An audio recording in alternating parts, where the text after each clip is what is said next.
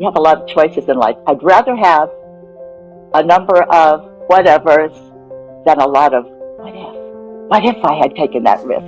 What if I had done that? So I'll go for it. Hello, welcome to the Flexi podcast by Lab, dedicated to elite performance, movement longevity, and the science and stories behind extraordinary bodies. I'm Erika Lemay, founder of Lab and a performance artist myself. Today, my guest is Greta Pontarelli, a truly exceptional athlete whose career challenges everything we think we know about age and performance. Greta is a 15-time world champion in pole art and pole sports masters. She holds the title of oldest world champion. Today, at 75 years old, she continues to train, perform, and redefine what longevity in elite performance truly means. Let's welcome Greta. Greta Pontarelli, welcome to the Flexi podcast. Oh, it's such an honor to be here. Thank you so much. I'd like to know, do you psychologically need to move, or is it some sort of positive addiction? I think it's all of the above. I believe that moving is so important to your well-being. Your body needs to move. The lymphatic gland need to have movement in order to purify your body. And I think for me, it's body, mind, spirit integration. I call it energetic coherence. Oh, wow. Can you tell me more about that? Well, I find that particularly what I do in aerial arts, it feeds my soul because I'm working on choreography that is life enhancing. I want to inspire people through my pieces, and everything is about transformation, turning negatives into positives, and like a phoenix rising out of the ashes. So that's the spiritual part. Physical part, of course, any kind of movement really helps your well-being. It makes you strong and supple, and mentally, it makes you mentally strong because when you have the other two in place, your mind says, okay, I can do this. I can become the best I can become. I am the master of my destiny. Beautiful. You have a very long sports career, as far as I read. Can you give me also background, including your gymnastics, martial arts? I think you did stunt, apart from pole Oh, dance, which we'll wow. get into. I know it to me, it almost seems like another lifetime at this point. But I started gymnastics and competed in high school and college, and I was a state floor exercise champion. And when I was about 22, they said, "You're too old to try. You're a has-been in gymnastics. There's no longevity." And it's gotten a little older, but it's still your body can't take that kind of the fast twitch muscle. You can do it for fun, but you can't compete. So they didn't want me in the gym. So I moved on to taking, of course, yoga, tai chi, lots of dance. And then from there, I moved on to martial arts. What kind of And martial arts? I did Tang Sudo Muay, which is a form of Taekwondo, and I did Wushu. Wushu is the kind you see when you watch it on TV and they do martial arts, but they're doing spectacular gymnastics with it. And I did that for a number of years. And then when I was 55, I went back to extreme gymnastics on spring floors. See, I competed on floors that weren't spring.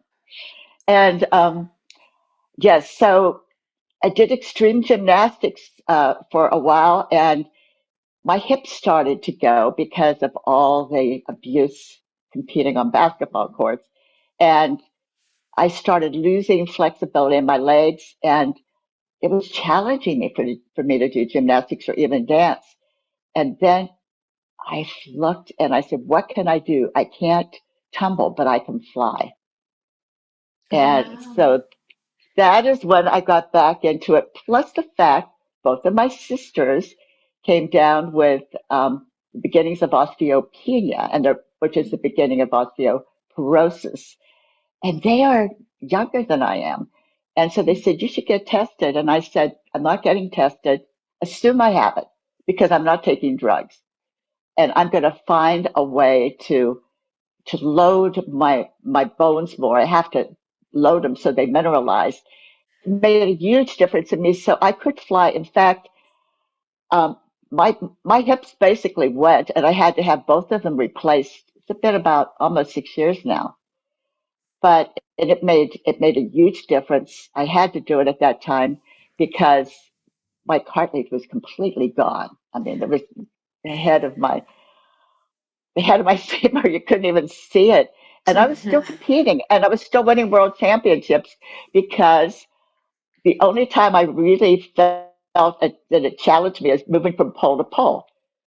Wait a And second, let's I could, backtrack a little bit. Before you yeah. started pole, you were doing this extreme gymnastics, and then you Mhm. started to feel that your hips were, like I assume, started to feel uncomfortable and pain, and that it was less mobile. And so, what led you to your first pole class at what?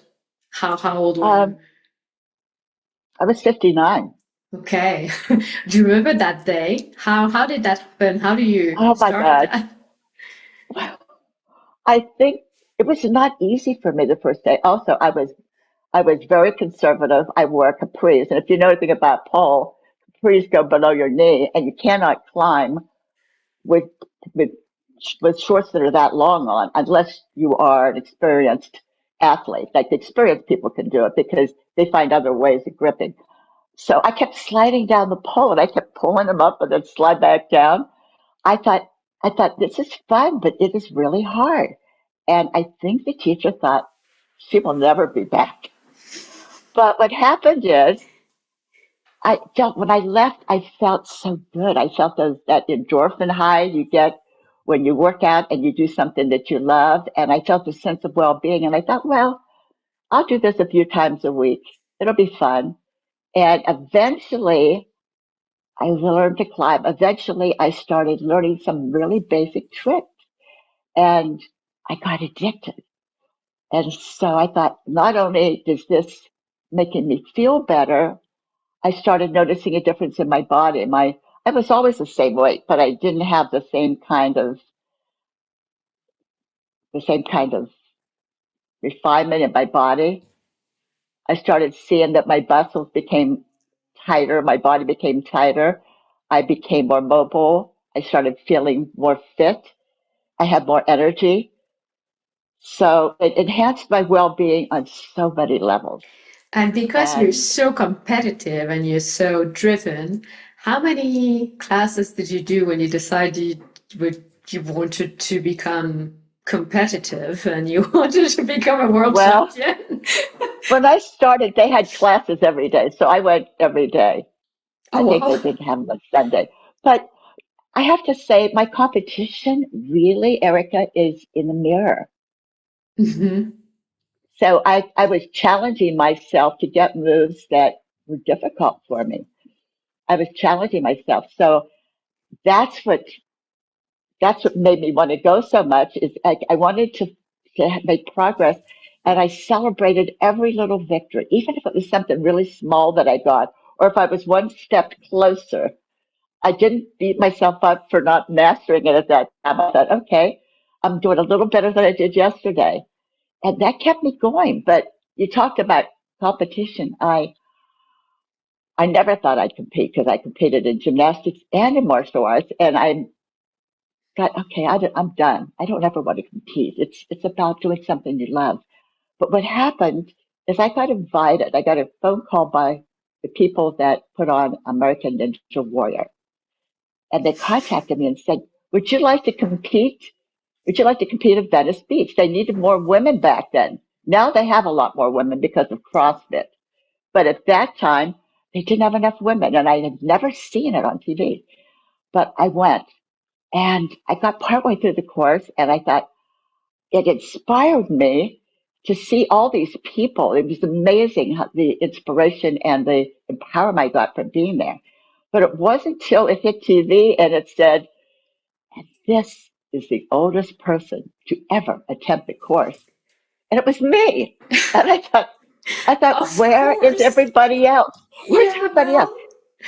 Then I thought, okay, I have to compete to give visibility to my message because the only way Hmm. videos get shared is you have to get it out there in the public. I have to create things. I have to compete and I have to be able to do things at a more planetary level. And so the rest is history. Yeah, well, that That's what gave got me you, started. yeah, I gave you the big start. It is crazy, first of all, and you had never touched that type of thing before you were invited to compete on TV. No, I didn't even know what the set looked like till I went there and I saw this huge contraption with that wall that you have to climb up at the end. And I thought, oh, this is going to be a challenge. But I love adventure. I I think always it's one believed of in life. the I think it's one of the things that creates the most injuries, like bad injuries, maybe apart from circus. And you started it for your first time, what, you were 60? How did you navigate all of that without getting injured or too injured, for that matter? In pole, you mean? No, in the warrior. Oh, the water. That's Well, crazy. I didn't see. I didn't train for it. I was not groomed for it. So I think people that train for it are training all the time and pushing their body or taking risks. I just went for it, but I didn't understand the biomechanics of a lot of the moves. A lot of the things, as it's swinging, there's a point there's a point where it does this and tries to throw you off. So when you take off, if you use momentum at the right point, when it does this, it'll push you onto the next platform. If you don't take off right, you can't hang on because you're hanging on like this. There's nothing there to grip with unless you have super arms to hug it. So it was challenging for me. It definitely was. I was felt really out of my element, and yet I thought I can do this. So I was grateful that I did get partway through, and I got through more. I think most of the women fell right away, and I was glad that I got where I did.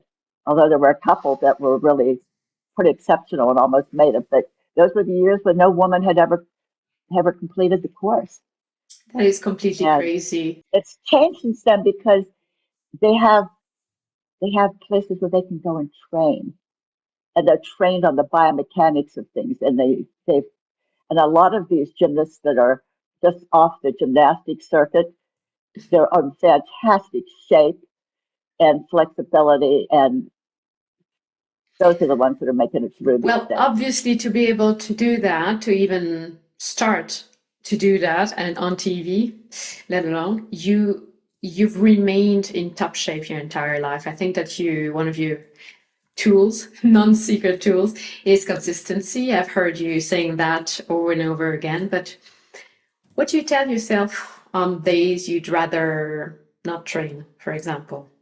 I really don't have too many days where I don't feel like training because I wake up every day and my life is filled with so many blessings. To me, every day is wonderful. Every day is filled with magic. And I think, what can I do today to move myself more towards my dream? And when you find a passion that makes your soul soar, it propels you. So if only time maybe I wouldn't feel like training, maybe I feel extremely jet lagged or really tired. But then I know that once I go in there and I start training after 20 minutes, and that's about what it takes, and the endorphins kick in, then it propels me. So Maybe that's a good trick that to give others actually who think like yeah, they don't have the motivation. Just get started and then it'll come. there are days, Erica, where I have to listen to my body. There are days where I think, okay, I'm not training today because my body is sore and I don't believe in overtraining. I believe in listening to my body. So there's some days that I say, my mind would like to go in there and train, but my body says you need to rest today. So I do listen to that. But you just have to find something that's a a passion within yourself. You find that passion and it gives you such energy to want to do something that makes a difference in this world. And you want to inspire other people and you want to share what you're doing with the world in some small way. If you can make a difference in the life of others, it makes your heart full. I think you were born passionate. I think you could have found so many passions, and that's just in your personality. It just radiates completely. And you mentioned something which is body awareness, which I think is probably also one of the tools of your movement longevity, I'm interested in how you feel your body feedback. How do you know how to adjust? Do you track anything, or it's all a gut feeling? Do you use any tools, or you have this, you're just listening to your body feedback? That's an interesting question because people say listen to your body, but they don't know what that means. They They don't know really how. don't. Yeah. They don't know how. So, okay, so this is how I listen to my body. It's a gradient. You don't start out by getting the signals fine tuned, but as you go through your life, like when I eat a food, I wonder how I feel afterwards. If I eat something that is not healthy for me, my body has a different feeling than if I eat something healthy. So that's one way. The other thing is you have everybody has an innate intuition within themselves, but most people they have buried it because they do the things that give them immediate gratification. They eat food because for pleasure, or food becomes armor for people, or they eat something because it tastes good, but it's not nutritious. When you get to the point where you listen to your body, things that aren't nutritious, you don't feel like eating them because you know how your body feels afterwards. And it goes right down to a cellular level. I mean, I can feel, I study the mitochondria. I get pretty deep into this, you know. Mhm. This is probably deeper than most people would want to dive, but I dive deeply into the biomechanics of how the body works, what the mitochondria do, and how you enhance longevity and agelessness through making right choices in your life and the right diet, the right supplements, the right exercise. And so I dive very deeply into it. But not everybody wants to see it through that lens. But I would say for most people, it's just eating something to start out and see how you feel afterwards. Exercising, note how your body feels afterwards. How do you feel after you exercise? You feel those endorphins. You feel life enhancing hormones within your being. And those hormones fuel your life. It's a positive addiction. I want to do things that are life enhancing. I want to do things that propel me towards my dreams. Mm. Do you think that somehow martial arts may have taught you to be more in tune with your body? I know wushu quite a lot, and it's part of it. It's part of its education. Do you think it has a role to play? Oh, absolutely, because you find your center. They talk about the Tantien or the Hara, which is right here. That's your grounding, helps keep you emotionally balanced. I'm I think emotional balance is, we talk about health and wellness. That's part of it. I do not get offended. I do not get upset. I do not get angry. I would save that for if something horrific happens to somebody. Yes, of course, I feel those emotions. Yeah. Of course, we all do. We're human. But if somebody has a different idea or thinks differently, I want to learn from it. I'm a cognitive thinker. I want to know, why do you think that way? Even if I have a different idea. So I think by finding emotional balance, it really enhances your life because people lose so much energy by taking things in personally. Because anytime you take something in personally, get angry or offended, you tighten your body. What does that do? It keeps your body from flowing. And just like a river flows, and the water in the river is clean until you dam it up, and that's tension, and then it becomes a swamp. And then you lose that flow of nutrients, you lose that flow of well-being. You have tension, and it affects the fascia in your body, which also becomes tight, and you lose mobility. So I think being able to release and let go of things in your life that at one point would have bothered you is really life enhancing. Mm. And something you said that is not surprising for me. I think those who are curious are those who evolve the most. And obviously, you're an example of that. And you said that when someone says something, you don't get offended. You're curious, you want to learn from it. And that's a superb Absolutely. example of it. When you're a physical artist, when you're so linked to your body, it's heavy. And you've had hip replacement, I think, not at the same time. So you did one and one, if I'm not mistaken. How did you That's correct. navigate continuing to compete, also while dealing with severe issues before you took the decision to have the surgery? Well, I was lucky that pole was my sport because it's upper body. And so I could fly. So I was able to do it. But, it was challenging. I mean, before I had it done, it was challenging because I kept losing flexibility in my splits. And so I couldn't do a square split and certain moves that I could do. Like I had this move where I do a cartwheel and I land directly into a split. I could not do it. So it got to the point that I realized that it was kept going downhill. And I tried all kinds of things to try to keep it at bay. But eventually, if the cartilage is gone, I mean, I had PRP and I had a stem cell replacement for my hip. It gave me longevity. It gave me a few more years and it helped with pain. But my doctor said, right now, we don't have the scaffolding for it really to attach. It's going to help. But he says, ultimately, if the cartilage gone, we're not there yet. But he said, give it 10 or 20 years and we'll have the scaffolding. It'll be there. So I was kind of a guinea pig back then. And I was glad that I did it. And it helped me for a few years. But eventually, I had no choice because I started getting pain at night and I couldn't sleep. Mm. Were Pain, you? pain will get you in there.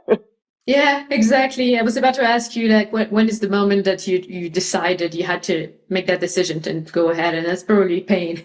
But were you afraid? How afraid were you that things would be different afterwards? The fear of the recovery process and all of that. I think prior to finding my doctor, yes, I had a lot of fears. I have my baby at home, so that I'm never had a surgery. Well, when I was young, I had my tonsils taken out, but I don't remember that. That was so long ago. But I've never had it because of an illness or a bad injury or anything. And I really, I was afraid, like, what if? What if it doesn't turn out the way I expect?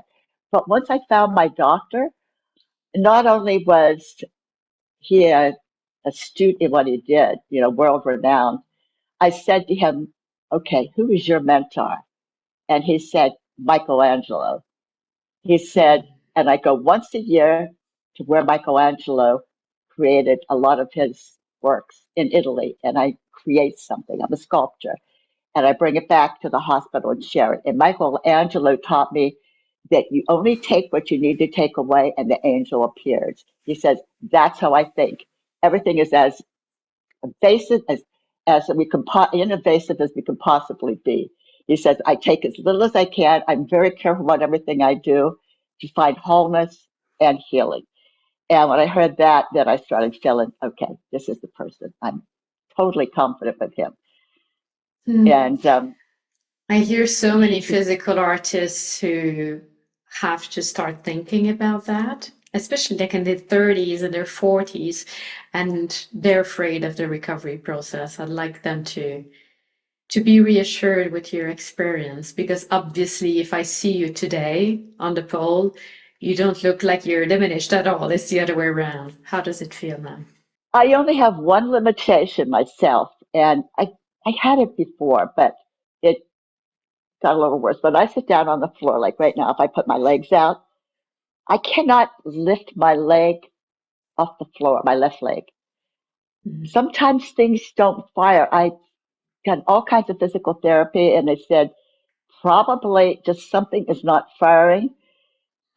So it hasn't really progressed much, but it's not something that most people need to be able to do because I can take my leg and lift it If, up here. I just can't hold it there like a ballerina. You see these ballerinas, they lift yeah. it up and they let go and it still stays there. But I don't need that in what I do. So my recovery has been amazingly fast. My second hip was done, like I said, 6 years ago, and he removed the provisions in early December, and in February I won another world championship. Dear God. Okay, that's fast. And well, this is this is what she said to me. I said, okay, so I'm not allowed for 6 weeks to lift my leg past 90 degrees. He says, let your body rest, let it heal. Don't go past 90 degrees. Okay. But I said, when can I do pull-ups? He goes, today. So I thought, right, I can do pull-ups. I can keep my upper body strong. I can do pull-ups on the pole. I just can't, there's certain things I can't do. So I kept working at what I could do. I believe that's what's important in life. You find out what your body can do Yeah. and you build on that. You build on that, enhance that, and say, okay, the road turns left. I'm going to turn left, and I'm going to find out maybe there's some other things over there that I could do that hadn't even thought about. So that's what I did. And finally, at 6 weeks, I said, "What can I do a split today?" He said, "Yes," and I went straight into a split. It was all back.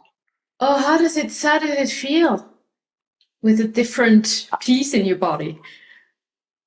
I don't even notice it. I actually have a system that's called a dual mobility. And that was one thing I really liked about him. He was very specific to what I needed. What it is, it's a big ball. And that big ball is so it doesn't dislocate because he knows that the kind of positions I put my body in. And so but there's another ball in there, a smaller ball. The big ball does not rotate as much. When it stops rotating, the smaller ball rotates to give me more flexibility. So basically, it's like what I used to have. It didn't make it any, I don't have any more flexibility than I had before, but I don't have any less. It's Okay, exactly the yeah. same. And I cannot feel the second ball. It feels like my hip. I Oh, cannot that's feel anything. fantastic.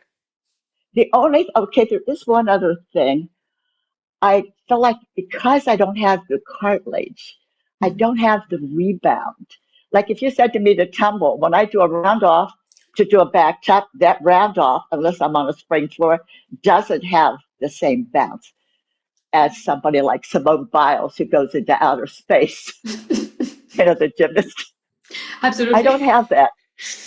And So, I can't run. I can walk super fast. I cannot run as fast because it takes bounce.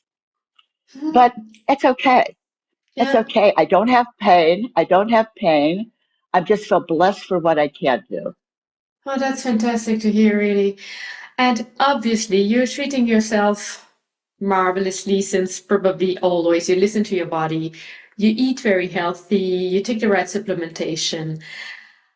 I know that you have a diet. You don't like to eat sugar, it doesn't make you feel good. You like to eat whole food. And I'd like to know, is there anything that has changed as the years and the decades go by? Because, of course, research in nutrition and training evolves so much. The recommendations, they change, and you feel different with the years. We all do.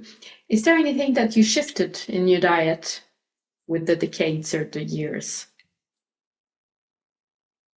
I have always had a really good diet, but the last maybe 15 years, I've become very paleo. And paleo diet is basically as organic as possible, lots of fresh vegetables and some fruit, and fresh cut fish, free range, chicken, everything is free range.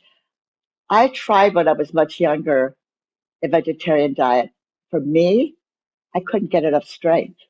Mhm. I think everybody's body's different. Some people do quite well being vegan, even, and it works for them.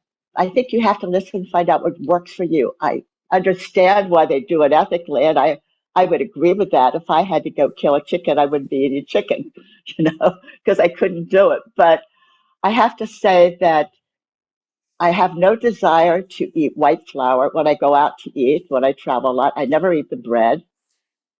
And I always look for things that are gluten free as possible. But that being said, if somebody says, "Oh, I have a fantastic something I want you to try and it has sugar in it," I'll take a bite or two. I just wouldn't bring it home or I wouldn't order it Yeah, yeah, because yeah.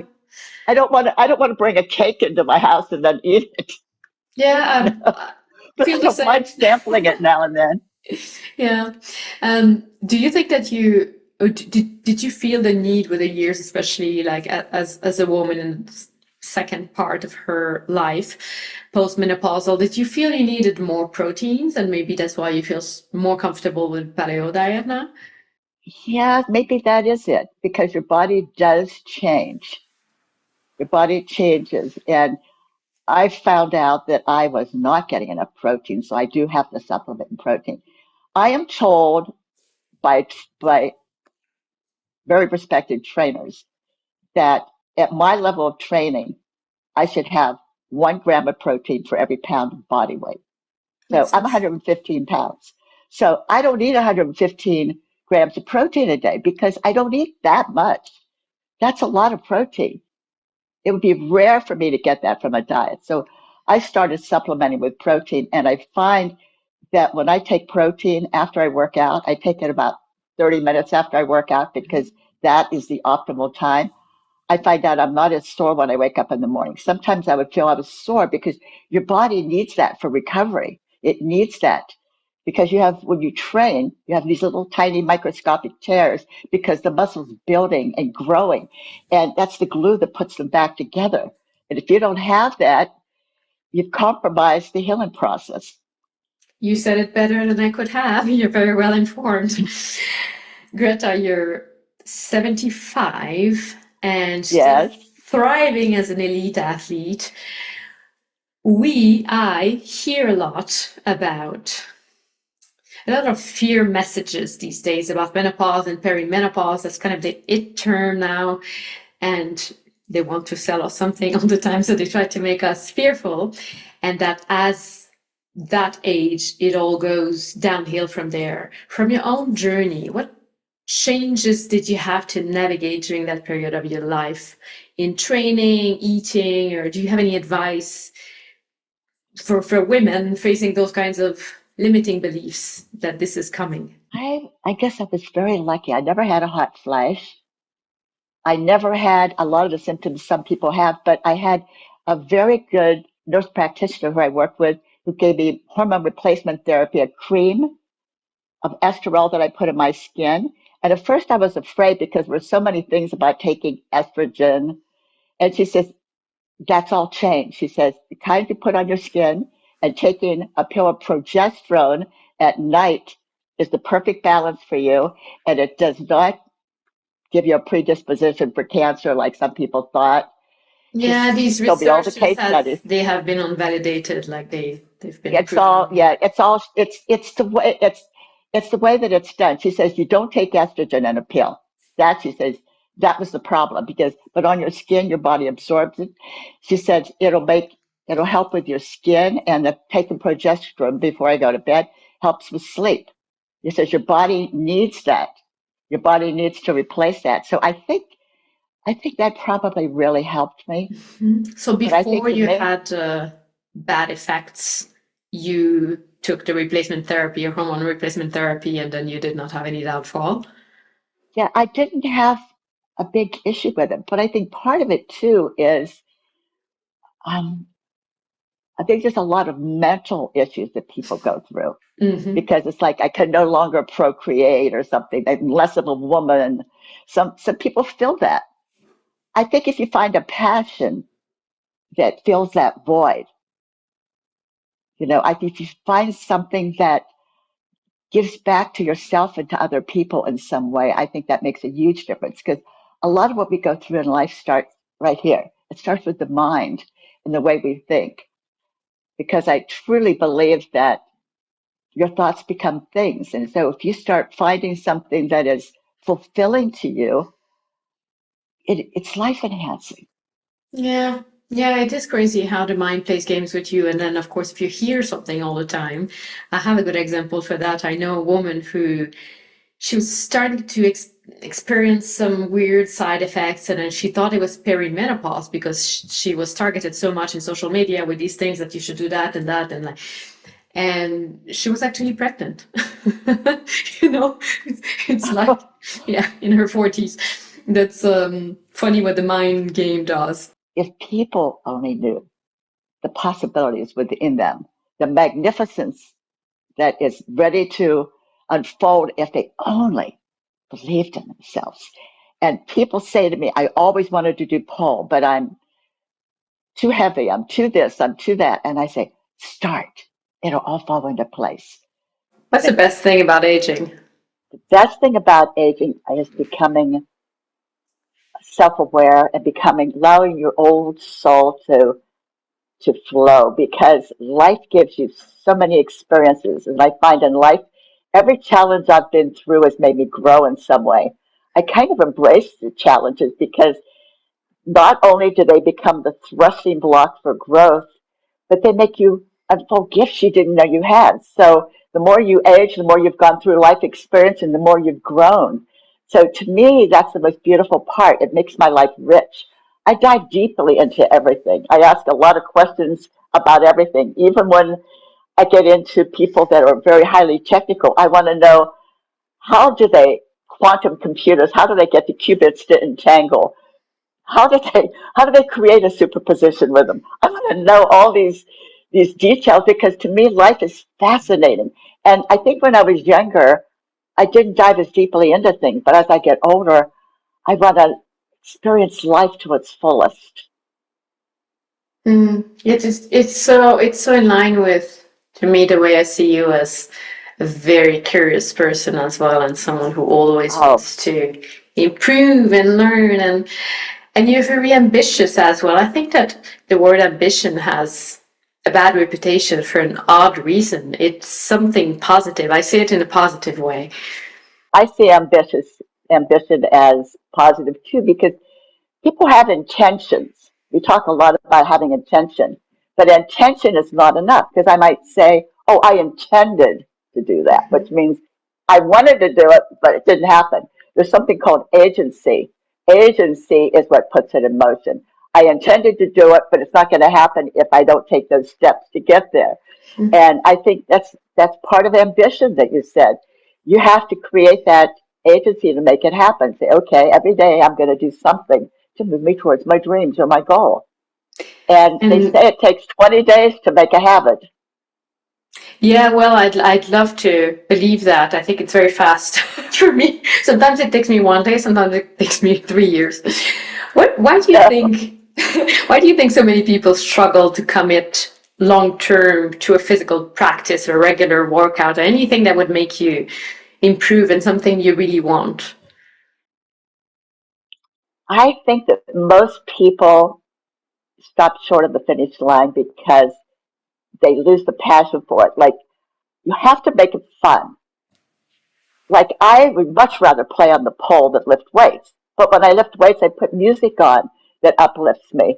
And I don't just think about, okay, I'm lifting weights. This is not creative. It's not like when I get on the pole and I can do something that, is much more heartfelt and moving. I can't do that.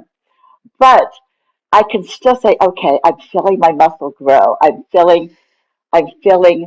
myself getting stronger. So when I get back on the pole, I'm going to be able to have more freedom, because I'm going to feel more supple. I'm going to feel stronger. So I have to mentally give myself something about that is moving me towards my dream, even though at that moment it might not be as much fun. But I think that it's life enhancing. You just have to get in there and do it. Like, even days where you might not feel like it, once you get in there and do it, when you leave, you're glad you did it. And so I remember those moments. When I leave, I'll be glad I did it. So I think that now I take that and put that into this moment. I'll be happy that I did it. And Mm. so I think you have to sometimes you have to trick your brain. When does ambition or constant self improvement become counterproductive for you? Does it ever become counterproductive? I don't know if self-improvement becomes counterproductive. I haven't seen how that would happen. Um, I think that there are times where some moves I think, gee, I did this better 10 years ago because my body has aged, right? Some things. But I don't see it as counterproductive. I accept it. I accept it as, yes, I cannot tumble as well. I can't do this as well, but I can do this better. So I balance it. It's a balancing act. Everything's balanced in life. So I can't think of a time when it was really counterproductive. I think something's counterproductive when I know I should be doing it and I don't. Maybe there's nothing you do that is self-destructive. I think you just are the wise one. And you talked about wanting to inspire others, that when you fell into the world of pole, you understood that there might be something else out there, that you needed to share a message. Who has inspired you throughout your journey? Everything in life, Erika, inspires me. I can't, I can't think of any particular mentor. It's everything. I'm inspired by philosophy. I'm inspired by Jalaluddin Rumi. You know, my last piece was basically, he says, one of his statements is in his poem, the wound is the place where the light enters. And that was my last piece, was on that. Because finding that crack in the light, you know, that crack and opening it and allowing the light to come in. So people that are mystical philosophers really inspire me, because I really believe in the world of possibility. And so anything that has enhanced my life in that way. I'm inspired by some of the quantum physicists and quantum people that have made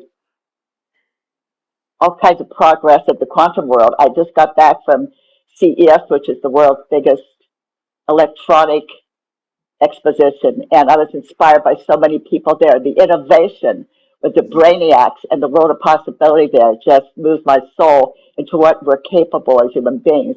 I'm inspired by watching people in the Olympics and ice skaters. I'm inspired by some of the pole artists.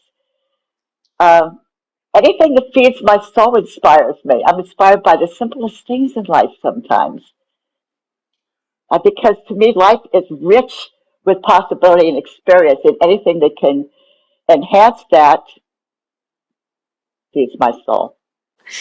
You mentioned also before that you are rarely angry. You don't have many negative energy.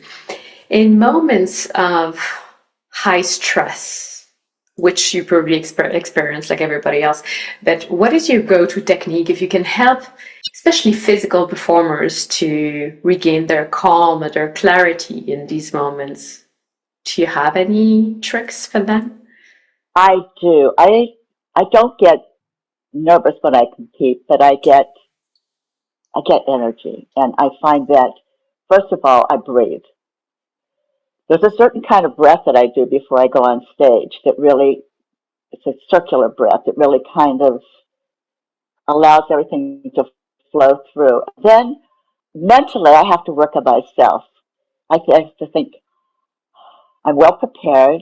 I want to share my heart. I want to leave my heart on the stage. If you can give from the heart, if you can give something to them, it doesn't mean that every toe has to be perfectly pointed or your line has to be absolutely straight, even though you aspire to do it. What really matters, did you give something to them? Was there something meaningful that came out of it? Is there something that in some way was a catalyst for something greater in their life? That's what it's all about. So I look at it from that perspective. Okay, I want to give. And so then I don't worry so much about the technique. I really don't. But I got to that point. I think the first time, my first world championship, I'd already been doing pole 2.5 years. And I qualified for it. And I said, oh, I'm not qualified. Even though I qualified, I'm not qualified. I'm getting on the plane, and I thought, I must be out of my mind. I really thought that. I must be out of my mind. I'm going to a world championship. I'm out of my league.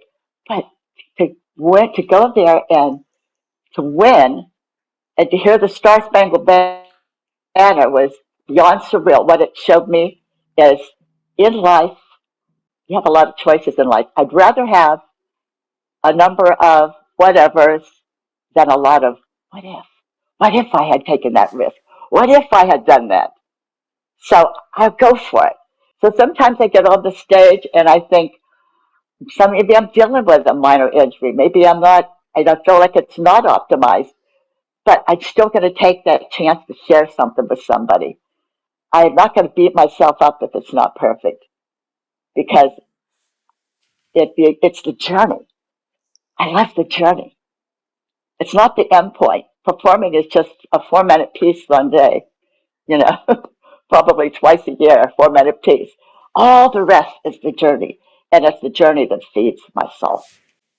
This is your 2 minutes of motivation by Greta Pontarelli. I wish I could call you every day. Thank you for that. You're You absolutely can't. incredible. You can't. But I wish I could talk to you more often because I feel such a positive, inspiring energy from you and what you're doing for people, and what you're doing to help them keep to be supple, flexible, and to keep wellness into their daily lives and keep agelessness into their daily lives. Most people don't realize that you can really enhance being ageless if you do the right things in your life. They don't believe it. They kind of give up. So many people, when they're, let's say, 40 years old, I'm done. I had my babies, they feel like they're finished. I And I think it's think life nice can that begin at any age. the world has started to take notice that what you do is most of the results of how you'll feel, and it's not just genetic. But it's good that we can have this conversation now, because 20, 15 years ago, it was still the bizarre ones who were into wellness.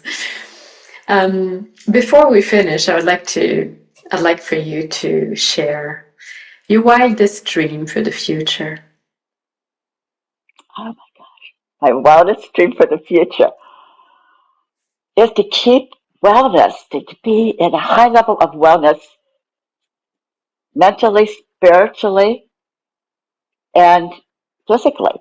And to have every day be filled with blessings and magic and wonder, to rekindle that energy within all of us that makes us want to jump out of bed in the morning because I'm doing something that is manifesting my dream.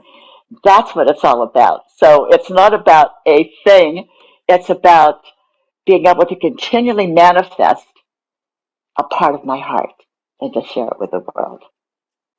That is a beautiful wild dream. Thank you, Greta, for your time today and for sharing Oh, all of I'm glad we your finally wisdom. got to. Likewise, and I hope we can do that again sometimes. Erika, I am so grateful for this opportunity today. I'm humbled that you asked me to be on your podcast, and I'm grateful for all you're doing to enhance the lives of others. Thank you so much. People like you are crown jewels in my life.